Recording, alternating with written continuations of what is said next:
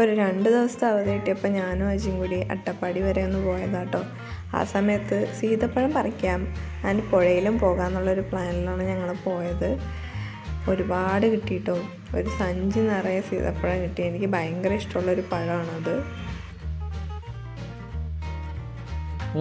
അതിനകത്ത് കേറിപ്പോന്നും അറിയില്ല.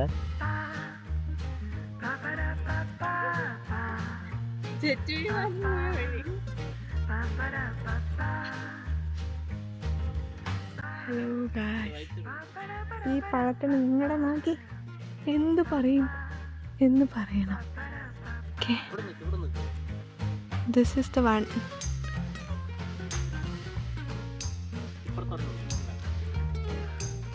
ഇതിലൊരു മുള്ളുണ്ട് ആൻഡ് പാല് വരുന്നുണ്ട്, കണ്ടോ?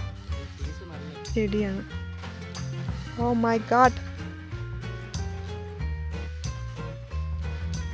നല്ല പുളിയുണ്ട്. ചോര മാതിരി ഉണ്ട്, ചോര. നോക്ക്, കൈ നോക്ക്. ഇനി ബാക്കി അജിക്കാം. ചാപ്പിട്ട് പാരോ. ഞാനിതാ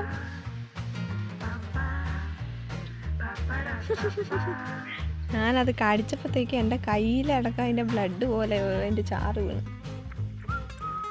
പച്ച ഇതെങ്ങനെ ഉണ്ടാവും? ഇത് പച്ച ഭയങ്കര പുളിയാ. ആ ഇതുണ്ടോ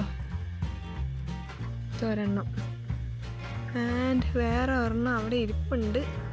അത് പറിക്കാൻ പറ്റുമോന്ന് വലിയ പിടിയില്ല. നോക്കാം.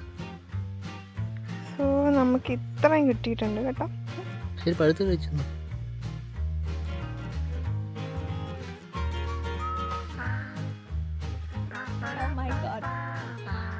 നല്ല പുളിയാ. അടിപൊളിയല്ലേ?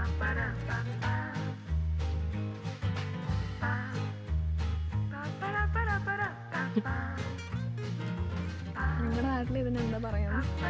കമന്റ് അടിക്കുക.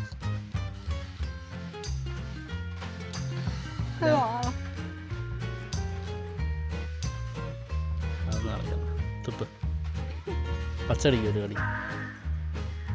പച്ച സൈഡ് മാത്രം കടി. പഴുത്തതായി ഇത്രയും പുളിയാണെങ്കിൽ പച്ച എന്ത് പുളിയായിരിക്കും? അടിപൊളിയല്ല?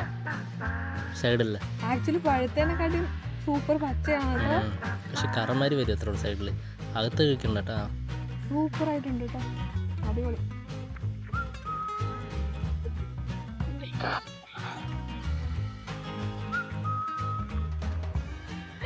This is Mr. Dingle, our baby.